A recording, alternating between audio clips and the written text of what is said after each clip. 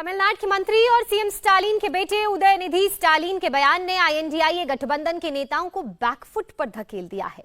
गठबंधन के नेता जहां उदयनिधि के बयान से कन्नी काटते हुए नजर आ रहे हैं, तो वहीं बीजेपी अपना हमला और तेज करने वाली है।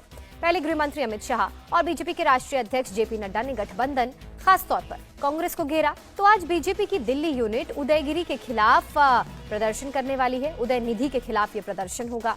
बीजेपी और विश्व हिंदू परिषद के नेता आज दिल्ली में तमिलनाडु के रेजिडेंट कमिश्नर को एक ज्ञापन सौंपेंगे, जिसमें ये मांग की जाएगी कि उदयनिधि के खिलाफ मामला दर्ज किया जाए। इसी बीच उदयनिधि की सफाई भी आई है, लेकिन वो अपने बयान से टस से मस नहीं हुए हैं उस सफाई में, और न ही होने को तैयार है। उदयनिधि के इस रुख की वजह से गठबंधन के नेताओं के माथे पर अब शिकन साफ साफ देखी जा सकती है। उदयनिधि के बयान से बैकफुट पर आईएनडीआईए। சிலவற்றை நாம் ஒழிக்கத்தான் வேண்டும், எதிர்க்க முடியாது.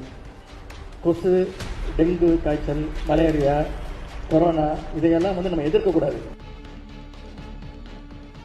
2 दिन से आप इस देश की संस्कृति का, इस देश के इतिहास का, सनातन धर्म का अपमान कर रहे हैं।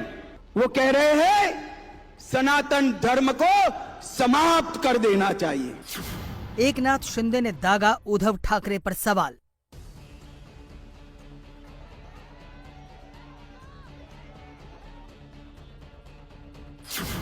दिल्ली बीजेपी का अरविंद केजरीवाल से सवाल।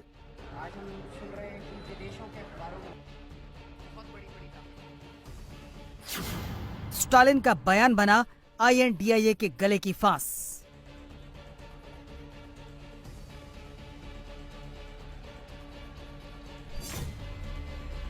अगर किसी ने कुछ कह दिया तो लेके उड़ गए, कमाल की बात है।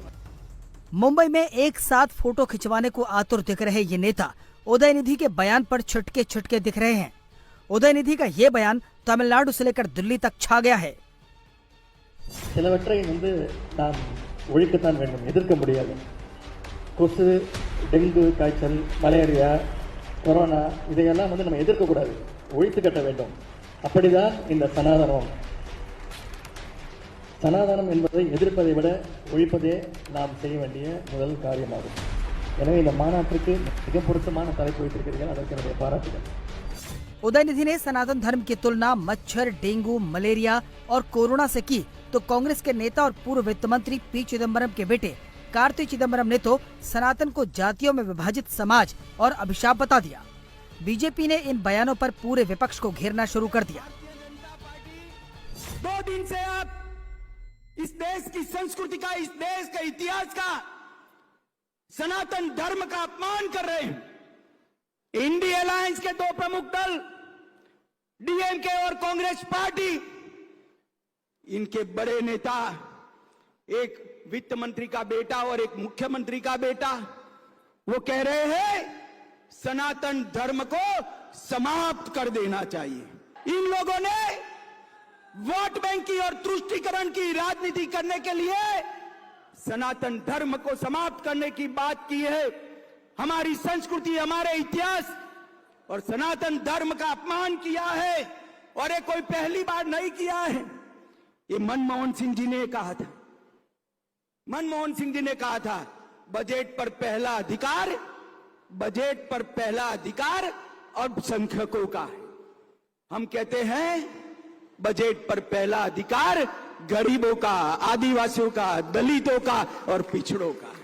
इन्होंने वोट बैंक की लालच में अल्पसंख्यकों का पहला अधिकार सिद्ध कर दिया था।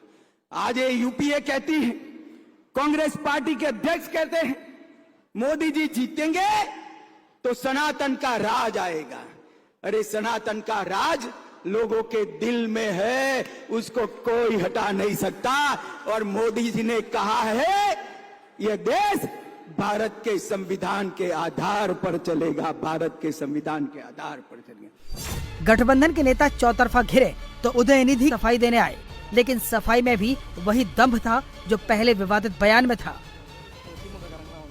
सबसे पहले मैं कॉन्फ्रेंस के आयोजकों का धन्यवाद करता हूं कि उन्होंने मुझे बोलने का अवसर दिया। आज पूरा भारत इस पर बात कर रहा है, ये बहस होनी चाहिए। मैं फिर कह रहा हूं कि मैंने केवल सनातन धर्म की आलोचना की और इसे खत्म हो जाना चाहिए। मैं इस पर लगातार बोलता रहूंगा। बहुत लोग बच्चों जैसी बातें कर रहे हैं कि मैंने नरसंहार के लिए कहा। कुछ लोग कहते हैं कि द्रविडियन और वामपंथ को खत्म करना चाहिए। क्या इसका मतलब ये है कि डीएमके के लोगों को मार दिया जाए? प्रधानमंत्री मोदी कांग्रेस मुक्त भारत की बात करते हैं। क्या इसका मतलब ये है कि कांग्रेसियों को मार दिया जाए? सनातन का कोई मतलब नहीं, बस यही है कि कुछ बदलना नहीं चाहिए, सब स्थायी होना चाहिए। उदयनिधि अपने बयान पर कायम हैं। उनकी पार्टी भी बयान को तोड़ मरोड़ कर पेश करने का आरोप लगा रही है, लेकिन मुश्किल में इंडिया गठबंधन के नेता आ गए हैं। उदयगिरी के बयान को लेकर महाराष्ट्र के सीएम एकनाथ शिंदे ने सीधा सवाल उद्धव ठाकरे से पूछा है। एकनाथ शिंदे ने सोशल मीडिया पर लिखा है, इन पार्टियों के नेताओं की उद्धव ठाकरे जी द्वारा मेजबानी की गई और उन्हें शानदार खाना खिलाया गया। मैं उन्हें सामने आकर इन शब्दों की निंदा करने की चुनौती देता हूँ, अन्यथा ये मान लिया जाएगा कि वो सनातन धर्म के खिलाफ ऐसे अपशब्दों का समर्थन करते हैं। मुझे इसमें कोई संदेह नहीं कि हिंदू हृदय सम्राट बाला साहब ठाकरे को गहरी पीड़ा हुई होती और उन्होंने शिव सैनिकों को ऐसी हिंदू विरोधी भावनाओं की निंदा करने का आदेश दिया होता। एक गौरवान्वित हिंदू राष्ट्रवादी पार्टी के रूप में हम उदयनिधि स्टालिन द्वारा दिए गए बयान की निंदा करते हैं और बिना शर्त तत्काल माफी की मांग करते हैं। मुख्यमंत्री हैं तमिलनाडु के, उनके जो बेटे हैं वो इस तरीके का बयान देते हैं कि डेंगू और मलेरिया के मच्छर की तरह सनातन धर्म है, उनको मसल के खत्म कर देना चाहिए। इस तरीके का विवादित बयान दे रहे हैं सर। इस तरीके न करो, कोई अपने समझ के हिसाब से बोलता है, छोड़ दो उसको। हमने हिंदुत्व की जो बात की है वो सर्व समावेशक है। हिंदुत्व हमारा राष्ट्रीयत्व की बात है।